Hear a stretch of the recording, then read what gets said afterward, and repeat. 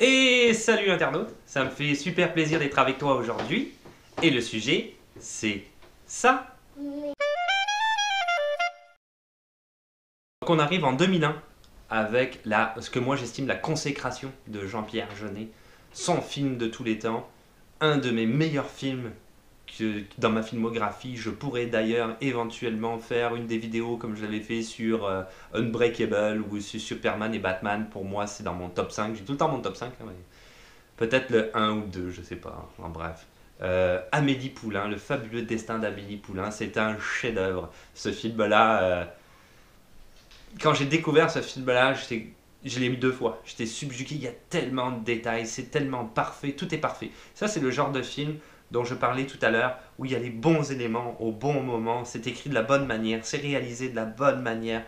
Tout est là, c'est le chef-d'œuvre. Ce film-là a été coécrit par Guillaume Laurent. Alors Guillaume Laurent, c'est un scénariste qui par après a travaillé avec Jean-Pierre Jeunet sur carrément tous ses films. Il avait commencé sur La Cité des Enfants Perdus, mais comme dialoguiste additionnel. Donc il faisait des petits... J'imagine que le gars essayait de percer au cinéma. Puis là, il était rentré dans La Cité des Enfants Perdus et il faisait un petit peu... Voilà. Bon, le dialogue marchait pas pendant le tournage, donc il corrigeait un petit peu. Voilà, c'était le gars qui était vraiment en arrière, en arrière. Là, il devient carrément co-scénariste avec Jean-Pierre Jeunet. Amélie Poulain, c'est un film qui est très personnel au niveau de Jean-Pierre Jeunet. D'abord, il l'a tourné à Montmartre, là où il vit.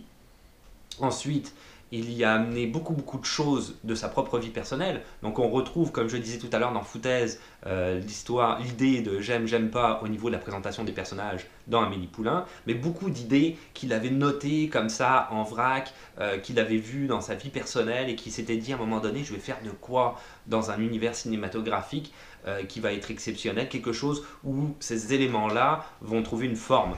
Et il ne trouvait pas, et dans Amélie Poulain, il a remis tout ça, et c'est ça qui fait le contexte. Évidemment, tu as la musique de Yann Tiersen, tu as tout est là, quoi, les décors, la manière de filmer, comme je disais au début, je m'emporte, mais c'est juste, waouh, ce film-là, c'est juste pour moi, c'est impressionnant. Il y a des gens, à l'époque, moi j'habitais à Paris, puis il y a des gens qui avaient dit oh, ce film n'a aucun intérêt. Moi je vis à Paris, je connais Paris, je m'en fous. Oui, mais c'est pas ça.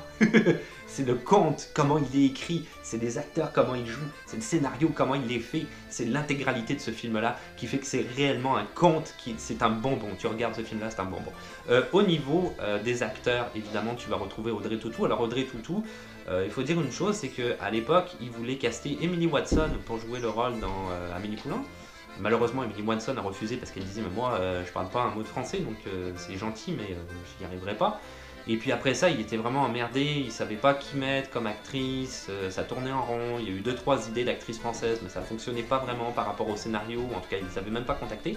Et il a vu le film Vénus Beauté avec Audrey Tautou, que j'ai beaucoup aimé d'ailleurs. Vénus Beauté, c'est un film très léger, avec cet acteur-là, je me souviens plus son nom, Le Bihan, Samuel Le Bihan, qui jouait là-dedans. Je l'avais vu à l'époque, j'avais trouvé ça pas mal. Bon, c'est un petit film léger, c'est pas un grand film, c'est certain, c'est pas un classique, c'est pas un film culte, mais ça se regarde bien, c'est quand même bien combiné, c'est bien fait. Et donc il l'avait vu là, et là ça a été la révélation. Il a dit mais oui, c'est elle, Amélie Poulain, c'est Audrey Tautou. Donc il a pris Audrey Tautou. Audrey Tautou, alors là, pléiade d'acteurs, hein, les amis, Mathieu Kassovitz, Rufus, Jamel Debbouze, Dominique Pinon, évidemment, Isabelle Nanty. On ne présente plus Isabelle Nanty, Yolande Moreau, bon, et puis une rafale, André Dussolier me semble, fait aussi la narration. Donc c'est une rafale de, voilà, une pléiade d'acteurs monumentale. Le film a fait plus de 8 millions d'entrées en France, donc c'est une révélation pour les Français. Il a gagné 4 Césars. César du meilleur film, César du meilleur réalisateur, César de la meilleure musique, César du meilleur décor. À savoir qu'au départ, il voulait pas Yann Tiersen d'ailleurs pour la musique, il voulait un autre réalisateur. Et finalement, Yann Tiersen lui avait envoyé comme ça, regarde, c'est des trucs que je fais. Et il avait écouté ça, il avait dit oh waouh, il a dit ouais, carrément, mon film va être basé là-dessus. Yann Tiersen avait même du coup composé la valse d'Amélie, qui a été repris comme la thématique au niveau, juste avant le film, qui a été repris comme la thématique du film au complet. Il faut savoir que d'ailleurs, comment dire, voyons, Jean-Pierre Jeunet avait acheté les droits de la musique de Yann Tiersen parce que pendant le tournage, il diffusait la musique aux acteurs pour qu'ils soient plus dans l'ambiance. Donc c'était assez intéressant, même si après Yann Tiersen a fait énormément d'argent avec et il a touché aussi des droits quand le film est sorti. Mais pendant le tournage, c'est sûr que le film étant pas sorti, il lui avait acheté, parce que c'est quelqu'un d'honnête, Jean-Pierre Jeunet, donc il avait acheté ses droits tout de suite. Il dit regarde, je vais l'utiliser pendant le tournage, là les acteurs ça va les motiver. Budget du film en dollars, je l'avais trouvé, c'est 10 millions et il a remporté à l'international 174 millions de dollars. Il a été vu partout dans le monde, aux États-Unis aussi, à New York. Voilà, c'est génial. Je peux pas dire autre chose. Si tu l'as pas vu, faut que tu le vois. Faut que tu le vois. C'est un des meilleurs films de tous les temps. Carrément. En 2004 s'ensuit Un long dimanche de fiançailles. Donc ça c'est l'adaptation d'un roman de Sébastien Japrisot. Moi, ce film-là, oui, il est super bon, il est super bien fait, il est super bien monté, il y a toujours une même technique qui est employée en arrière. Moi, ce film-là, j'avais un petit peu moins aimé. C'est un peu moins ma tasse de thé, mais un petit peu comme La Cité des Enfants Perdus. Il y a quelque chose qui manque dans ce film-là. Il y a un peu des longueurs, plus que dans La Cité des Enfants Perdus, dans Un long dimanche de fiançailles, mais ça reste quand même un très bon film, très bien abouti. Ça reste quelque chose de très unique à Jean-Pierre Jeunet, comme d'habitude. Donc c'est une grande fresque, un petit peu, voyons, Un long dimanche de fiançailles, pas Jean-Pierre Jeunet, oui c'est une fresque aussi, lui pourquoi pas. Mais c'est une grande fresque front de guerre 14-18. Au niveau des acteurs, alors là accroche-toi parce que tout le monde voulait tourner là-dedans je pense. À l'époque, Amélie Poulain était sortie en 2001, hein, comme je l'ai dit, plus de 8 millions d'entrées, c'était le gros truc, le gros événement. Jean-Pierre Jeunet s'est fait un nom, donc tous les acteurs frappaient à la porte, hey, je veux jouer dans ton film, c'est bon pour ma carrière. Donc Audrey Tautou, parce qu'il est toujours fidèle avec qui il travaille quand même ce gars-là. Gaspard Ulliel, qui était un de ses premiers rôles à l'époque, Dominique Pinon, André Dussolier, Marion Cotillard, Jodie Foster, on va revenir là-dessus, une actrice américaine qui parle français couramment. Clovis Cornillac, Jean-Pierre Daroussin, Albert Dupontel, Jean-Paul Rouve, Tiki Olgado. Donc, et il y en a d'autres, hein, mais là j'ai cité quand même juste quelques-uns parce que sinon j'aurais passé la journée à les citer quoi. Faut pas exagérer. Ouais, alors Jodie Foster, il l'a eu dans son film parce qu'en fait il est allé dans un festival à un moment donné, il a vu un de ses films, elle était là, elle le présentait et il a parlé avec elle parce que Jodie Foster elle avait fait des études en France, hein, donc elle parle français couramment. Et elle avait été super intéressée, elle avait appris, je ne sais pas de quelle manière, qui allait faire ce film-là, Un long dimanche de fiançailles. Et elle était super intéressée, elle a dit mais moi je veux jouer dedans, mais lui avait déjà fait son casting. Fait qu'il était un petit peu déçu parce qu'il disait ah mais j'aurais bien aimé t'avoir comme dans le rôle principal, ça aurait été vraiment cool, tu sais, tu corresponds bien, mais j'ai déjà Audrey Tautou et lui il n'est pas du genre à dire bon bah pousse-toi, je vais mettre l'autre à la place parce que je la préfère. Il a gardé Audrey Tautou, mais il a quand même donné un rôle secondaire à Jodie Foster dans le film, c'est quand même assez intéressant. Au niveau d'une autre anecdote peut-être un petit peu moins drôle, c'est que Tiki Olgado est mort. C'est un acteur que j'aime vraiment beaucoup, c'est très triste, mais il est mort avec son accent particulier et sa manière de jouer qui était juste... ça avait l'air d'être un gars qui était très naturel. Mais c'est ça, il est mort juste après le tournage du Cancer du poumon qui traînait déjà depuis des années. Et Jean-Pierre Jeunet était très désolé. Il avait essayé de faire un montage comme ça un petit peu rapide pour lui montrer les premières images, sans que ce soit un montage final, hein, juste quelque chose. Regarde, je vais monter quelques images, puis je vais te montrer ça. Ça va donner une idée un peu de ce que le film, de ce dont le film va paraître et qu'est-ce que les spectateurs vont pouvoir consommer comme matériel artistique. Et malheureusement, Tiki Olgado est mort avant ça. Donc il était très triste, Jean-Pierre Jeunet, ça a beaucoup affecté. Il n'a pas trouvé ça drôle. Donc bon, en tout cas, des fois c'est des choses qui, malheureusement, la mort, la vie, ça fait partie de la vie, la mort, hein, donc, comme on dit. Le film a remporté 5 Césars.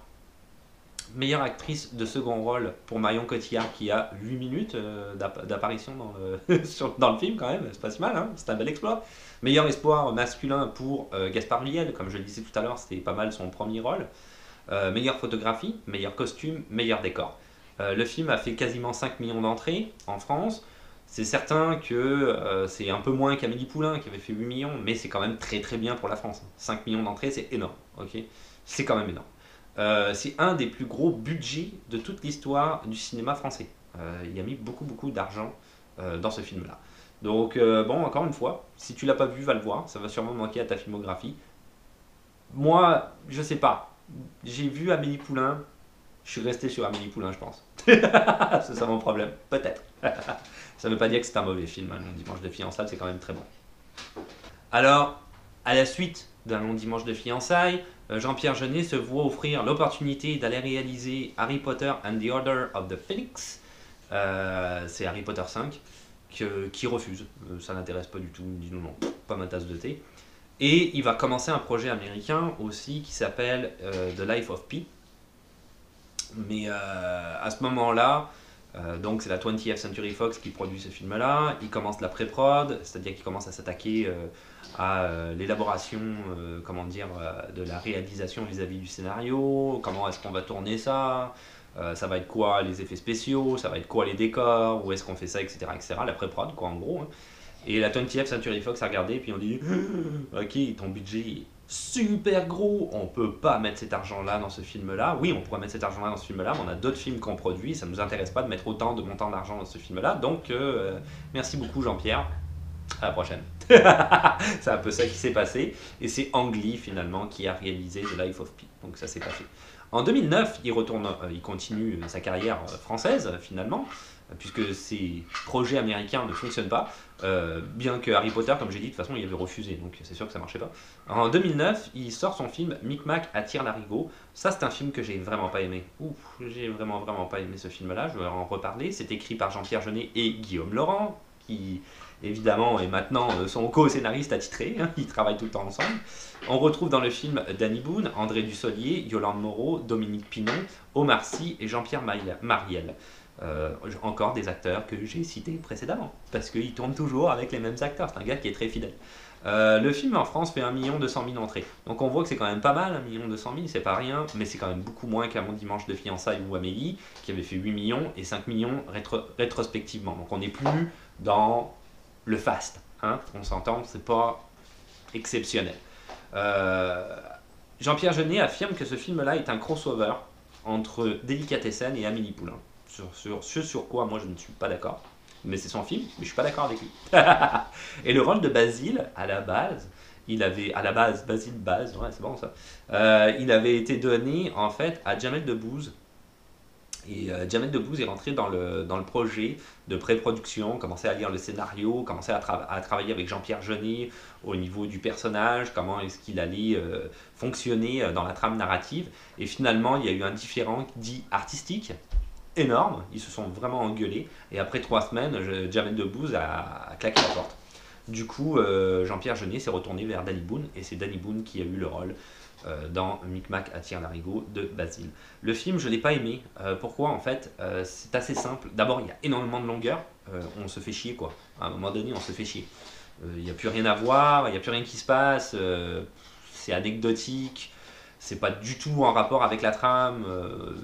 Non, on se fait chier. Et c'est trop, comment je dirais, il a essayé de forcer la même recette qu'il a pu avoir pour Amélie Poulain. Mais ce qui s'est passé avec Amélie Poulain, comme je le disais tout à l'heure, c'est quelque chose qui a été un petit peu... Il y a un facteur chance là-dedans, ok. Il y a eu les bonnes choses au bon moment, au bon endroit, comme je le disais tout à l'heure. Donc un bon scénario, bon décor, bonne réalisation, bonne musique, tous ces éléments ensemble, conjointement, font Amélie Poulain, qui est un chef-d'œuvre à l'heure actuelle. Mais tu peux pas forcer quelque chose qui s'est passé comme ça et le refaire. Amélie Poulain, c'est un chef-d'œuvre, c'est un film unique. On ne veut pas de Amélie Poulain 2 ou 3, on veut un autre film différent. Comme je disais tout à l'heure, La Cité des Enfants Perdus, ce n'est pas Amélie Poulain, ce sont 2 films différents, même si on retrouve l'univers de Jean-Pierre Jeunet à l'intérieur, qui est quand même en rapport dans l'un et dans l'autre film. Je veux dire, on reconnaît que c'est Jean-Pierre Jeunet. Donc c'est ça, je pense, là où il a fait une grosse erreur. Essaye pas de refaire Amélie Poulain, fais un autre film différent, une autre histoire différente. Et c'est ce qu'il a essayé de faire avec Micmac attire l'arigot, et il s'est tiré une balle dans le pied, parce que pour moi, c'est pas un très très bon film. Ça n'a pas super bien marché non plus. Le public et les critiques ont été plutôt mitigés par rapport à ce film-là, ils n'ont pas trop apprécié, donc ça a été mal reçu. Pas une bonne idée, ce film-là, d'après moi. Pas un bon film. J'étais très très déçu quand j'ai fait ce film-là. Beaucoup d'attentes, j'étais très déçu parce que j'adore Jean-Pierre Jeunet. Tu m'as déçu, Jean-Pierre. Donc on arrive déjà à la fin de la carrière de Jean-Pierre Jeunet. Il n'a pas fait beaucoup de films. Ce gars-là, il fait un film aux 4 ou 5 ans parce qu'il travaille beaucoup sur ses films. C'est vrai qu'il n'est plus avec Caro non plus depuis un certain temps. Hein, tu l'as vu dans la filmographie. Caro il s'est fait connaître aussi, hein, quand même, pas mal dans le milieu. Il est très occupé, c'est un gars qui fait beaucoup au niveau du dessin, il est beaucoup là-dedans. graphic novel, etc. C'est quelqu'un de très atypique, Marc Caro, donc c'est sûr que les deux sont amis encore et les deux travaillent ensemble. Il y a beaucoup de films dont j'ai cité où Marc Caro a travaillé dans le film et n'est pas crédité au générique. Par exemple, dans Foutaise, en 1990, le court-métrage qu'ils ont fait ensemble n'est pas crédité dans le générique. Mais ils participent avec Jean-Pierre Jeunet, ils s'en foutent, ils sont super amis, ils travaillent ensemble, les gars. Jean-Pierre Jeunet aussi avait travaillé, comme j'ai dit tout à l'heure, sur certains clips de Marc Caro et c'est pas nécessairement fait crédité. En 2013, je ferme ma parenthèse. Je parle tout le temps, mais ça part et là, je m'arrête plus. En 2013, il sort aux États-Unis, il retourne aux États-Unis faire un autre film, The Young and Prodigious T.S. Spivet. Donc ça, c'est un film qui est... C'est pas aux États-Unis en fait, c'est une connerie que je viens de dire. C'est un film franco-canadien. C'est du crédit canadien au niveau de la production, avec notamment Gaumont en arrière pour les Français, mais il y a une autre, je pense qu'il y a France 2 Cinéma aussi qui est derrière.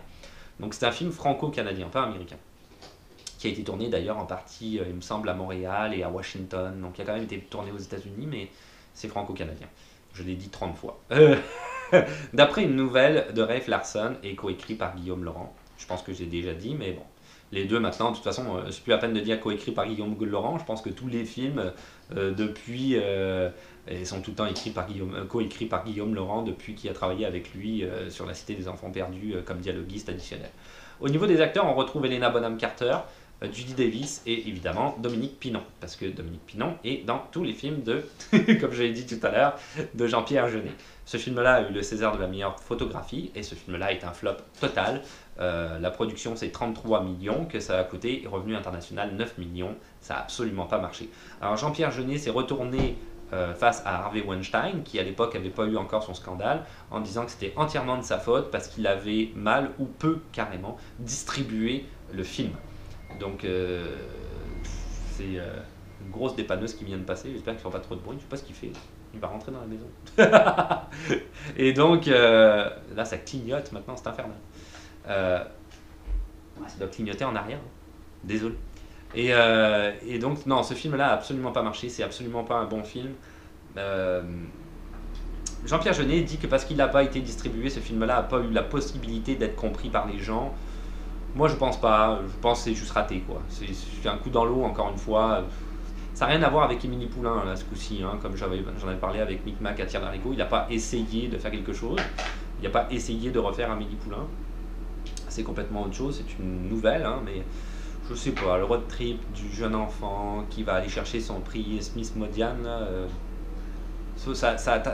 les gens sont pas, ça accroche pas les gens, c'est pas, non, c'est un peu insipide comme film honnêtement, c'est très dommage, mais c'est comme ça, donc ça n'a pas fonctionné. C'est sûr que Harvey Weinstein, ça n'a pas dû non plus aider, le fait qu'il distribue pas de film, c'est sûr, mais je pense que c'est pas nécessairement que à cause de ça, quoi. C'est mon point de vue. Maintenant, tu peux quand même aller le voir. Il est noté très haut sur IMDb. Ça vaut peut-être la peine de le regarder. Ça t'intéressera. Sûrement, pourquoi pas. C'est pas non plus, je veux dire, j'ai déjà vu des films qui étaient vraiment, vraiment mauvais. C'est pas non plus un super mauvais film. On parle pas de The Room, là. Je vais arrêter. En 2015, il sort Casanova. C'est un téléfilm pour Amazon Prime. En fait, de 55 minutes. Ça pourrait paraître court comme ça, 55 minutes, mais c'est parce qu'à la base, c'est pas un téléfilm, c'est un épisode pilote d'une série télé qui n'a pas été acceptée par Amazon Prime. Et Amazon Prime, qui fonctionne comme Netflix, hein, c'est la même chose, a décidé quand même de le mettre en... Il est disponible, quoi. Tu peux aller le regarder sur leur site internet. Ça vaut pas la peine, c'est juste une réalisation, c'est un film de commande honnêtement, il n'a absolument pas participé au scénario, c'est un film dans lequel tu vas retrouver comme acteur principal Diego Luna, qui si tu le connais pas, c'était un des acteurs principaux de Rogue One, Star Wars Rogue One, qui pour moi est un film de merde. Désolé. J'ai détesté ce film-là, j'ai coupé avant la fin, je m'endormais. À ce point-là. Mais Casanova, c'est ça. Ça apporte rien de nouveau à l'histoire des Casanova. C'est mal fait, c'est mal écrit, c'est pénible. Ouais, ok, la série n'a pas été acceptée à cause du pilote, mais je comprends pourquoi. À un moment donné, il faut arrêter. Mais là, ça c'était juste à son crédit, c'était juste une passe de cash, hein, honnêtement. Il a juste réalisé l'épisode pilote. Je pense pas qu'il aurait réalisé les autres. Je sais pas, je dis ça, j'en sais rien, mais D'après moi, non, parce que il n'a même pas participé au scénario, à l'élaboration des décors ou quoi, comme il fait d'habitude. Ses projets sont toujours plus personnels, hein, il s'implique beaucoup dans ses projets. Même d'ailleurs, sur le film The Young and Prodigious T.S. Pivet, hein, il avait quand même beaucoup participé là-dedans. Mais là, pas du tout. Donc on voit clairement que c'est sûrement un film de commande. En 2016, il fait plus rien hein, depuis, plus grand chose honnêtement. Hein. En fait, plus rien. En 2016, il sort un court métrage de 3 minutes, très court. Deux escargots s'en vont, je te mettrai le lien dans la description. C'est co-réalisé avec Romain Segaud. C'est un film d'animation, en fait, basé sur un poème de Jacques Prévert. Tu vas retrouver plein de gens connus là-dedans, dans les 3 minutes. Tu vas avoir des voix distinctives d'acteurs que tu connais bien, comme Albert Dupont-Pontes, Marina Foïs, Irène Jacob, Mathieu Kassovitz, Jean-Claude Dreyfus, Laurent Deutsch, Clovis Cornillac et Dominique Pinon, ça alors. Donc, il y en a d'autres aussi, il n'y a pas que cela. Donc tu peux aller le voir, c'est intéressant, c'est quelque chose qui pourrait peut-être se faire. Alors, pour finir avec Jean-Pierre Jeunet, pour avoir plus peut-être, comment je te dirais, de liberté au niveau des tournages de ses films, avait créé une maison de production qui s'appelle Tapioca Film, qu'il avait utilisé d'ailleurs pour faire son court-métrage Foutaise en 1990. Mais après ça, c'est pas lui qui avait produit ses autres films, comme Délicatessen par exemple en 91. Il n'avait pas impliqué Tapioca Film dedans parce qu'il n'y avait pas les reins assez solides quoi, au niveau financier.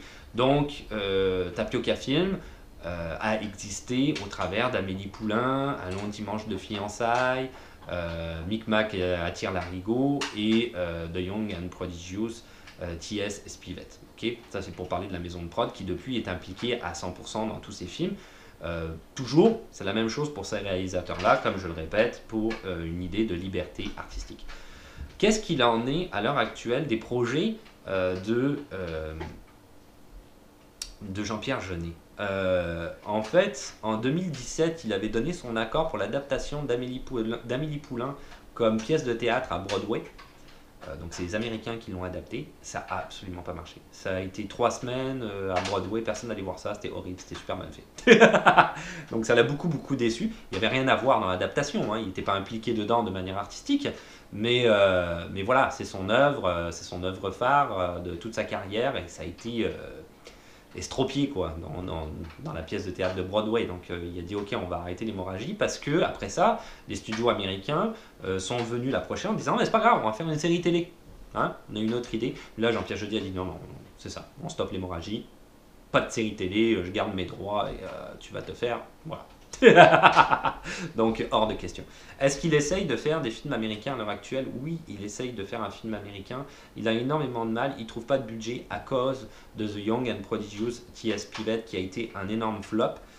Lui, comme je disais tout à l'heure, il dit que c'est la faute d'Harvey Weinstein, mais le fait est qu'il ne trouve pas de financement américain du coup pour essayer d'entamer dans des projets artistiques dont il aurait eu des idées.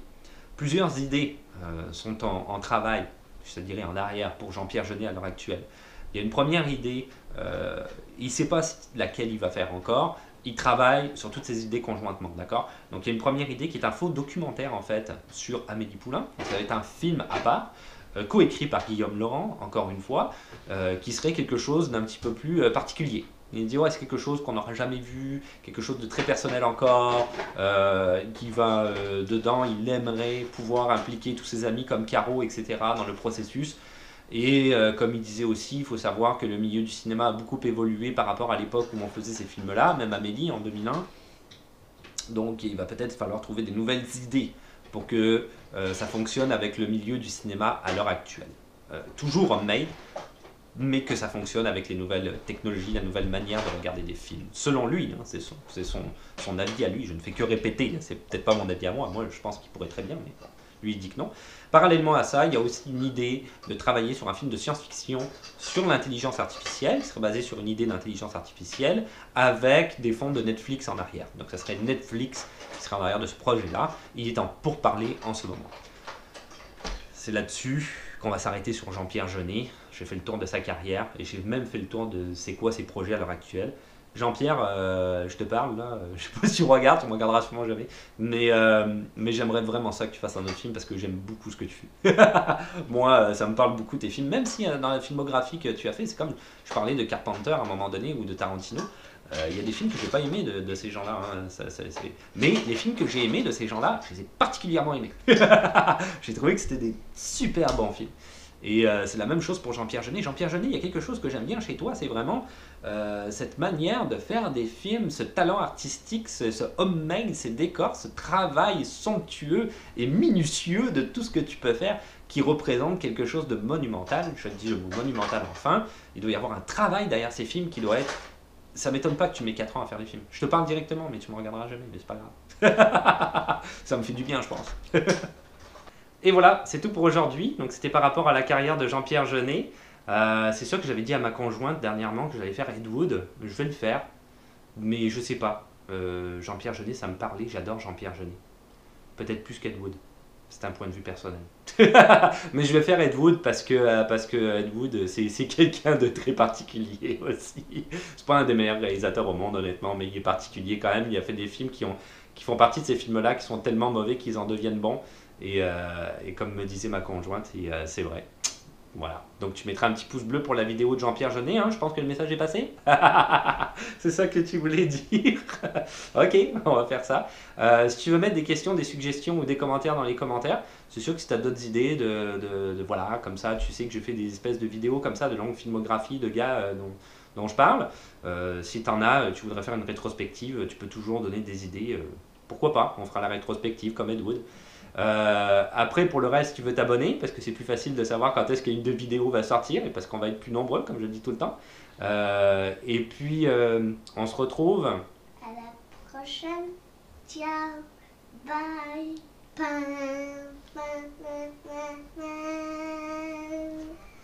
Bye.